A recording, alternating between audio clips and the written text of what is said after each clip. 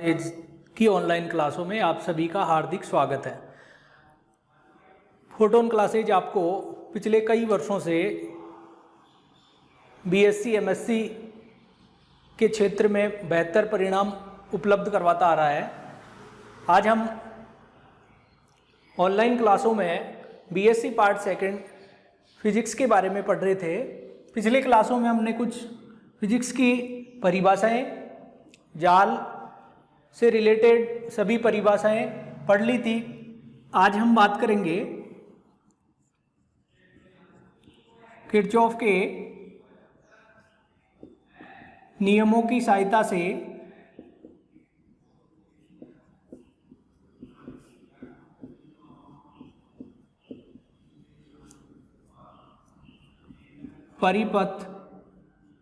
परिपथों का विश्लेषण।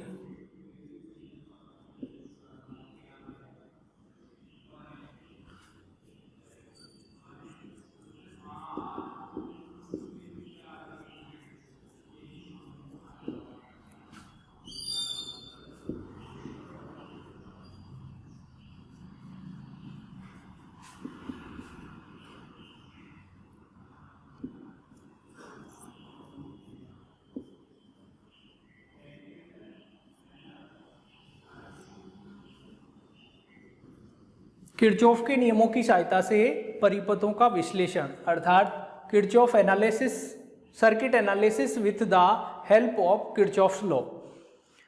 पिछली क्लास में हमने किरचॉफ के नियम पढ़े थे।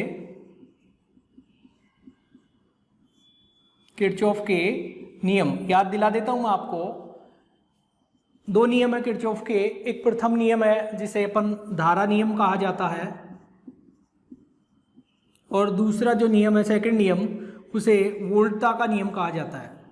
वोल्टता नियम याद करना थोड़ा सा। धारा नियम ये कहता है कि किसी भी जाल में यदि विभिन्न संधि बिंदु है तो उन संधि बिंदुओं पर धाराओं का बीजीय योगफल शून्य होता है। आने वाली धाराओं को धनात्मक चिन्ह से और संधि बिंदु से बाहर की ओर जाने वाली धाराओं को ऋणात्मक चिन्ह से डिनोट किया जाता है। इसी प्रकार वोल्टता नियम के अनुसार किसी भी बंद परिपथ में एक निश्चित दिशा में वोल्टताओं का बीजीय योगफल शून्य होता है, अर्थात समेशन v बराबर 0 है। यदि वोल्टता क्रम का विशेष ध्यान रखना है, यदि क्रम परिवर्तित होता है, यदि प्लस से माइनस की और सर्किट को बंद कर रहे हैं, तो यदि माइनस से प्लस आता है तो उसके स्थान पर ऋणात्मक चिन्ह का उपयोग किया जाता है। तो ये दो नियम हैं जिनकी सहायता से परिपथों का विश्लेषण किया जाता है। किरचॉफ नाम के साइंटिस्ट ने इन परिपथों का विश्लेषण करने के लिए धारा नियम और वोल्टता नियम का उपयोग किया। इन्हीं पर आधारित दो विधियां व्यक्त की, जिसे एक विधि को संधि या नोड विधि कहा जाता है और दूसरी विधि को पासी या लूप विधि कहा जाता है। तो आज हम बात करेंगे इनमें। सबसे पहले है नंबर 1 है संधि या नोड विश्लेषण।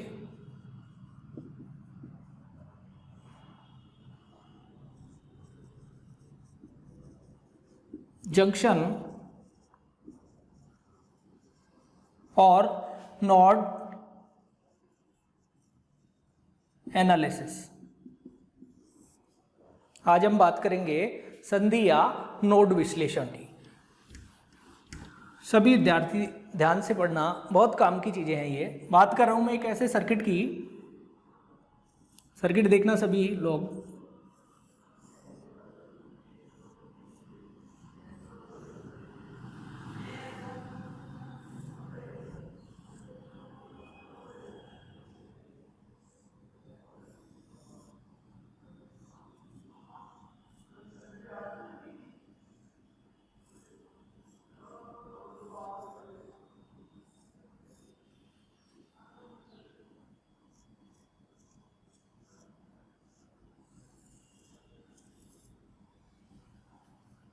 एक बैटरी लगी हुई है, वोल्टता स्रोत है E। यहाँ एक प्रवेश्यता है Y1, यहाँ है Y2, यहाँ है Y3, यहाँ है Y4 और यहाँ है Y5। इस वोल्टा स्रोत के कारण धारा प्रवाहित हो रही है I1, परंतु ये एक ऐसा बिंदु है जहां से धारा का विभाजन होता है, इसे संधि बिंदु कहा जाता है। मान लो कि ये बिंदु है A और यहाँ पर भी ऐसी व्यवस्था है जहां से धारा का विभाजन हो रहा है। मान लो कि ये बिंदु है B, यहाँ पर धारा बह रही है I1, मान लिया कि इधर की ओर धारा बह रही है I2 और इधर की ओर धारा बह रही है Y3 से प्रवाहित धारा मान लिया कि यह है I3। I3 को अपन इस प्रकार से लिख सकते हैं I1 माइनस I2। इसी प्रकार I4 से धारा बह रही है, Y4 से धारा बह रही है I4 और Y5 से धारा बह रही है I5। ये मान लिया अपन ने, इस प्रकार से धारा प्रवाहित हो रही है। इस संधि या नोड विश्लेषण विधि का उपयोग तब किया जाता है जब किसी परिपथ के संधि बिंदुओं पर वोल्टताओं का मान ज्ञात करना होता है या विभवांतर का मान ज्ञात करना होता है, तो इस विधि का उपयोग किया जाता है। मान लिया कि इस बिंदु A पर विभव है EA और इस बिंदु B पर विभव का मान है EB। ध्यान से पढ़ना सभी लोग। ये एक ऐसा परिपथ है जिसमें एक वोल्टता स्रोत E और ये Y1, Y2, Y3, Y4, Y5 ये प्रवेश्यताएं हैं। आपने अभी तक पढ़ा था प्रतिबाधा, प्रतिबाधा जिसको बोलते हैं इम्पीडेंस।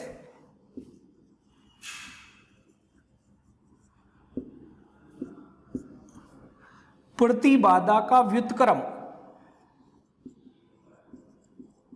प्रतिबाधा का व्युत्क्रम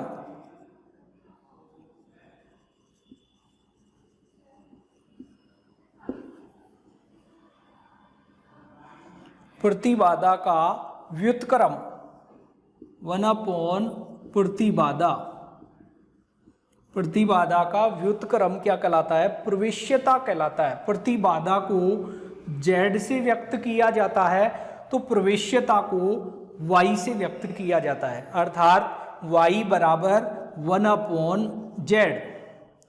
1/Z को क्या लिख सकते हैं अपन?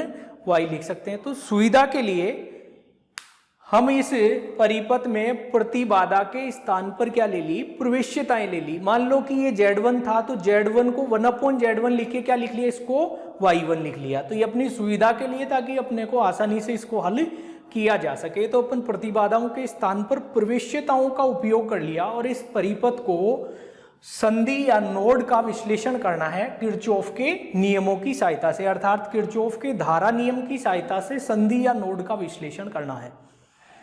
बात करें हमारे इस परिपथ की, इस परिपथ में देखना एक संधि है A, एक संधि है B। मैंने आपको पढ़ाया था संधि बिंदु वह बिंदु कहलाता है जिस पर 2 या 2 से अधिक शाखाएं मिलती है, उसे संधि या नोड कहा जाता है। इस परिपथ में देखना एक बिंदु A है जहां से धारा का विभाजन हो रहा है, एक शाखा ये वाली है, एक शाखा ये वाली है, एक शाखा ये वाली। इसका मतलब ये एक संधि बिंदु है। कौन सा बिंदु है ये? संधि बिंदु है, संधि बिंदु A है। इसी प्रकार इस बिंदु पर धारा इधर की ओर I5, इधर की ओर I4 है, तो बिंदु भी, इस पर भी शाखाएं मिल रही है। ये भी कैसा बिंदु है? एक संधि बिंदु है। परंतु देखना एक बिंदु ये वाला है, एक बिंदु ये वाला है, इन पर भी शाखाएं आकर मिल रही है, इस पर भी शाखाएं आकर मिल रही है। इसका मतलब ये दोनों भी क्या है? संधि बिंदु है। परंतु ये बिंदु और ये बिंदु दोनों एक ही है। इसको मैं यहां से कनेक्ट कर दूं तो भी एक ही बात है, और इसको यहां कनेक्ट कर दें तो भी एक ही बात है। इसका मतलब ये दोनों एक ही बिंदु है। ये भी एक क्या है? संधि बिंदु है। ये संधि बिंदु ऋणात्मक अर्थात ग्राउंडेड हो रहा है। ये संधि बिंदु दोनों एक ही प्रकार के संधि बिंदु है। इस संधि बिंदु को मानक मानते हुए इस परिपथ को हल किया जाता है, अर्थात एक प्रकार से प्रेक्षण है। ये काम में नहीं आता है क्योंकि ये सीधा ग्राउंडेड हो रहा है, तो इसका उपयोग नहीं किया जाता है। तो किसी भी जाल में संधि बिंदु, कितने संधि बिंदु है इसमें? 1, 2 और ये 3। चाहे इसको लिखो और चाहे इसको लिखो, एक ही, दोनों एक जगह ही कनेक्ट हो रहे हैं। ये एक ही प्रकार के बिंदु है, इनके बीच में कोई प्रतिबाधा, कोई प्रवेश्यता नहीं है, इसलिए एक ही प्रकार का संधि बिंदु है। किसी भी जाल में संधि या नोड के विश्लेषण के द्वारा कुल समीकरण जो प्राप्त होती है उन समीकरणों की संख्या n-1 होती है। अर्थात यदि किसी जाल में n संधि बिंदु है तो समीकरणों की जो किरचॉफ के नियमों की सहायता से समीकरणों की जो संख्या होगी वो कितनी होगी, 3-1। इसका मतलब इस जाल के लिए, अपने इस जाल में 3 संधि बिंदु है, n का मान है 3, तो अपने पास कितने समीकरण प्राप्त होंगे, 2 समीकरण प्राप्त होंगे। तो हम देखेंगे, आप सभी का पढ़ा हुआ है, ओम का नियम आपने सभी ने पढ़ा है। ओम का नियम ये कहता है कि किसी भी प्रतिबाधा पर विभवांतर का मान V बराबर IR होता है। अपन R की जगह R की जगह प्रतिबाधा का उपयोग कर रहे हैं, इसका मतलब Z है।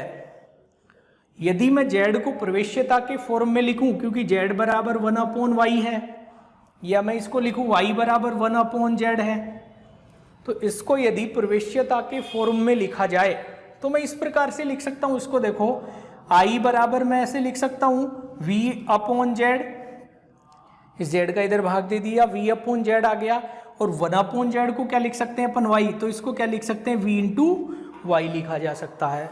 अर्थात धारा को वोल्टता और प्रवेश्यता के रूप में व्यक्त किया जा सकता है। तो हम बात करेंगे सबसे पहले संधि बिंदु ए पर। मान लो संधि बिंदु ए पर वोल्टता क्या है, E है, तो माना कि संधि बिंदु ए तथा बी पर वोल्टताओं का मान क्रमशः EA व EB है। ए बिंदु पर वोल्टता का मान है EA और बी पर क्या मान लिया अपन ने, EB। EA और EB का मान अपने को ज्ञात करना है। EA और EB का मान ज्ञात करने के लिए इस संधि या नोड का विश्लेषण विधि का उपयोग किया जाता है। तो देखो, इस बिंदु पर वोल्टता EA मान ली अपन ने और B पर मान ली है EB। तो देखना, संधि बिंदु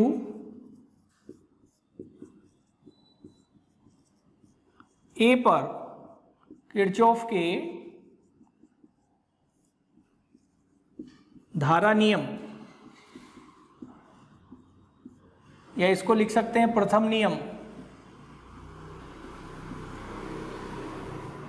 से, धारा नियम या प्रथम नियम से। धारा नियम ये कहता है कि किसी भी संधि बिंदु पर धाराओं का बीजीय योगफल 0 होता है, अर्थात समेशन I=0 होता है। आने वाली धारा को धनात्मक चिन्ह से, अर्थात संधि बिंदु पर यदि कोई धारा आ रही है तो उसको धनात्मक चिन्ह से व्यक्त किया जाएगा, और बाहर की ओर जा रही है तो ऋणात्मक चिन्ह से व्यक्त किया जाएगा। इस बिंदु ए पर I1 धारा आ रही है, इसका मतलब इसको अपन ऐसे लिखेंगे, प्लस का I1 आ रही है आने वाली को धनात्मक से, बाहर की ओर I2 भी जा रही है और I3 भी जा रही है, तो इनको कैसे लिखेंगे, ऋणात्मक चिन्ह से। तो -I2 -I3 बराबर 0।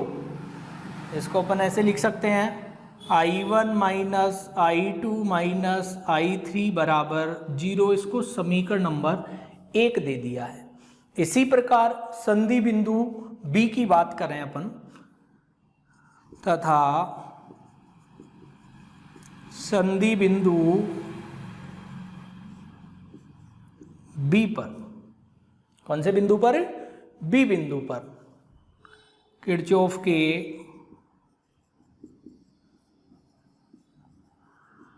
धारा नियम से,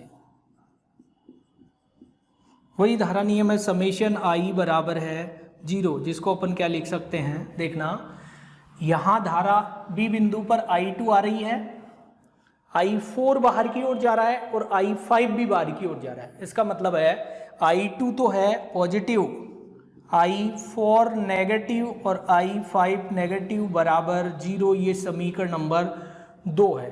अब हम बात कर रहे हैं, ये अपन पढ़ रहे थे, अपने पास 2 समीकरण मिले हैं, एक समीकरण नंबर 1 और एक समीकरण नंबर 2। मैंने आपको ये कहा था, यदि कोई भी जाल या कोई परिपथ है जिसमें संधि बिंदुओं की संख्या कितनी है, n संधि बिंदुओं की संख्या है, तो अपने को समीकरण कितने मिलेंगे, n-1, अर्थात अपने इस जाल में संधि बिंदु है 3, a b और इसको कहूं मैं c या इसको c कहूं, एक ही चीज है ये, a b और c मतलब 3 संधि बिंदु है। 3 संधि बिंदु है तो n का मान कितना हो गया, 3 -1 बराबर 2। अपने को कितने समीकरण प्राप्त होंगे, 2 समीकरण, एक समीकरण नंबर 1 मिला और एक समीकरण नंबर 2 मिला। अब अपन बात करते हैं I1, I2, I3 का मान ज्ञात कर सकते हैं अपन, I4 और I5 का मान भी ज्ञात किया जा सकता है। I1, I2, I3 का मान क्या होगा देखना, बात करें अपन यहां से I1 का मान, I1 अभी मैंने आपको बताया है I बराबर V इंटू वाई लिखा जा सकता है, वोल्टता इंटू प्रवेश्यता। इससे धारा I1 प्रवाहित हो रही है, तो I1 का मान मैं ये लिख सकता हूं, I1 बराबर V क्या है, विभवांतर, विभव का अंतर, यहां विभव है E और यहां विभव है EA, अंतर क्या हो गया, E माइनस EA, और Y क्या है, Y1, तो ये आ गया Y1। इसी प्रकार I2 का मान देखना, I2 बराबर V, I2 धारा बह रही है इससे, यहां पर विभव क्या है EA और यहां पर विभव क्या है EB, विभव का अंतर EA माइनस EB, तो अपने पास आ गया EA माइनस EB, और प्रवेश्यता क्या है Y2, तो अपन ने लिख दिया इसको Y2। I3 का मान, I3 धारा इससे प्रवाहित हो रही है Y3 से, इस बिंदु पर विभव है EA और इस बिंदु पर विभव का मान आपको बताना है। इस बिंदु पर विभव देखना, ये सीधा कनेक्टिविटी कहाँ है, ऋणात्मक पर, इसका मतलब है ग्राउंडेड है, और ग्राउंडेड पर हो गया तो यहाँ विभव क्या है 0। इसी प्रकार यहाँ भी विभव क्या है 0। तो इस बिंदु पर, इस बिंदु C पर, ये बिंदु C है, इस पर विभव का मान कितना है 0 है, तो विभव का अंतर EA माइनस 0, तो अपन यहाँ लिखेंगे तो क्या लिखेंगे EA माइनस 0 Y3। बात करें अपन I4 की, I4 देखो Y4 से प्रवाहित होने वाली धारा है, इस बिंदु पर विभव है EB और इस बिंदु पर विभव है 0, इसका मतलब यहाँ विभव हो गया EB माइनस 0 Y4। बात करें अपन I5 की, I5 पर देखो, I5 पर यहाँ विभव है EB और यहाँ वही बात आ गई 0, तो ये आ गया अपने पास I5 बराबर EB माइनस 0 Y5। ये समीकरण नंबर आ गया आपके पास 3। सभी के समझ में आ रहा है, ध्यान रखना अपन जानते हैं ओम के नियम के अनुसार V बराबर IR होता है, समझना इस चीज को, V बराबर क्या होता है IR, इसका मतलब R को अपन Z लिख रहे हैं तो इसको Z लिखा जा सकता है। बात करें I का मान, I बराबर लिख सकते हैं अपन V अपॉन Z, और 1 अपॉन Z को अपन क्या लिख सकते हैं, प्रतिबाधा का व्युत्क्रम प्रवेश्यता कहलाता है। इसका मतलब ये हो गया अपने पास V इंटू Z, V विभवांतर और Z प्रतिबाधा है, सॉरी Y, Z प्रतिबाधा है तो 1 अपॉन Z, Z का व्युत्क्रम क्या लिख सकते हैं Y, तो I को अपन लिख सकते हैं विभवांतर इंटू प्रवेश्यता, तो V इंटू Y। तो अपने पास इनकी सहायता से I1, I2, I3, I4, I5 का मान निकाल लिया है। ये समीकरण 3 का मान 1 और 2 में पुट करना है। सबसे पहले 1 में पुट करेंगे और अपन समीकरण प्राप्त करेंगे, तो देखोगे सभी इधर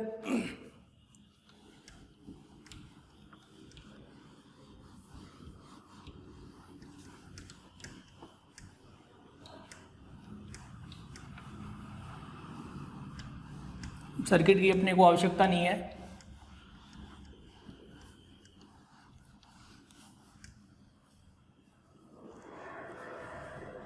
इक्वेशन 3 का मान इक्वेशन 1 में रखने पर, 1 में किस किस का मान रखना है, I1 का, I2 का और I3 का। I1 का मान है अपने पास E minus EA Y1, minus का चिन्ह लगा हुआ है माइनस। I2 का मान है अपने पास EA minus EB Y2, minus का चिन्ह है I3 का मान है अपने पास EA माइनस 0 Y3 बराबर 0। इसको मल्टीप्लाई कर लिया, e into Y one minus E A into Y one minus E A Y two plus E B Y two minus E A Y three, और इसको गुणा करेंगे तो ये 0 हो जाएगा, बराबर है 0। देखो एक मान है e into I one, E A into I one, E A into Y two, E A into Y three. तो देखो इसको तो मैं लिख रहा हूँ e इंटू वाई वन, इससे इस वाली टर्म से, इस वाली टर्म से और इस वाली टर्म से कॉमन आ रहा है ई ए, तो मैं यहाँ लिख रहा हूँ माइनस, भी कॉमन ले लिया, ई ए को भी कॉमन निकाल लिया मैंने, ई ए ये आ गया Y one plus Y two plus Y three, ये भी आ गया, ये वाला बचा plus E B Y to,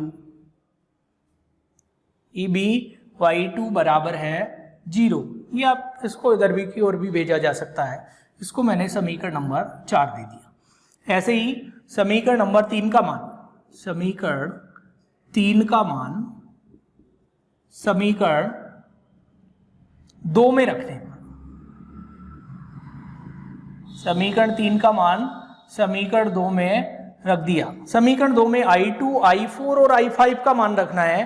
I2 का मान अपने पास EA माइनस EB Y2, तो अपने पास आ गया EA minus EB Y2 plus का चिन्ह है, माइनस I4 का मान है आपके पास में EB माइनस 0 Y4, और I5 का मान है आपके पास में EB माइनस 0 Y5 बराबर 0।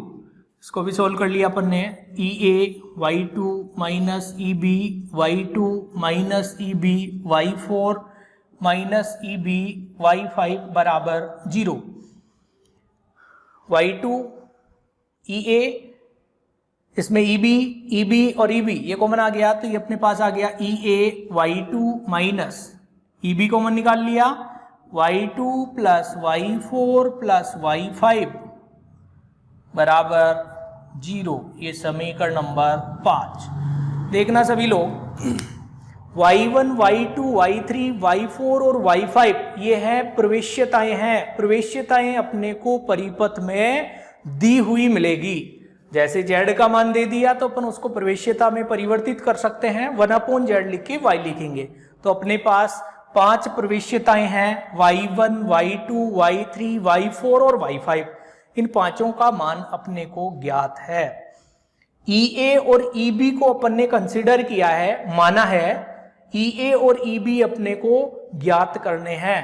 इस समीकरण में एक E और है, E अपने स्रोत की वोल्टता है, स्रोत की वोल्टता अपने को ज्ञात होगी। तो समीकरण 4 और 5 में केवल 2 राशियां ज्ञात है, एक EA और एक EB, बाकी सभी राशियां ज्ञात है। तो समीकरण 4 और 5, समीकरण 4 और 5 को क्या मैथमेटिकल फॉर्मेट में हल किया जा सकता है? समीकरण 4 और 5 को हल किया जा सकता है, किया जा सकता है। जैसे आप लोग मैथ्स में पढ़ चुके हैं, इस प्रकार की समीकरण होती है। मान लो x प्लस वाई बराबर 1 है और एक है 3x माइनस 4y बराबर 3 है। एक समीकरण ये वाला है और एक समीकरण ये वाला। इन दोनों समीकरणों को हल कर सकते हैं और x y का मान ज्ञात किया जा सकता है। वैसे ही ये समीकरण बन रही है अपने पास, समीकरण 4 और समीकरण 5। समीकरण 4 तथा समीकरण 5 में EA व EB अज्ञात है तथा Y1, Y2, Y3, Y4, Y5 ज्ञात राशियां हैं। अतः समीकरण 4 व 5 को हल करके, समीकरण 4 और 5 को हल करके EA तथा EB का मान ज्ञात किया जाता है। अर्थात अपने को कैसा भी सर्किट उपलब्ध करवा दिया जाए, यदि किसी भी संधि बिंदु पर वोल्टता का मान ज्ञात करना है या विभवांतर का मान ज्ञात करना है, तो किरचॉफ के प्रथम नियम की सहायता से अर्थात संधि या नोड विश्लेषण विधि की सहायता से मान ज्ञात किया जा सकता है। EA और EB को ज्ञात किया जा सकता है। इस प्रकार से अपने को दो समीकरण मिलेगी, समीकरण नंबर 4 और जैसे 5 अपने को प्राप्त हुई है। मैंने आपको बताया है किसी भी परिपथ में या जाल में संधि बिंदुओं की संख्या n है, तो इन समीकरणों की संख्या कितनी होगी? n-1। यहां क्या है? n क्या है? n है संधि बिंदुओं की संख्या। आप लोग सभी पढ़ चुके हैं संधि बिंदुओं के बारे में, मैंने खूब आपको जानकारी दी है, कुछ परिभाषाएं लिखवाई थी, उनमें ये भी एक परिभाषा है संधि या नोड, संधि बिंदु या नोड बिंदु जिसको बोलते हैं। अर्थात किसी भी परिपथ में ऐसा बिंदु जहां पर दो या दो से अधिक शाखाएं मिलती है उसे संधि या नोड कहा जाता है। तो इस प्रकार से इस विधि की सहायता से अपन वोल्टता EA और EB का मान ज्ञात किया जा सकता है। धन्यवाद। नेक्स्ट अपन दूसरी जो विधि है वो नेक्स्ट क्लास में पढ़ेंगे। धन्यवाद।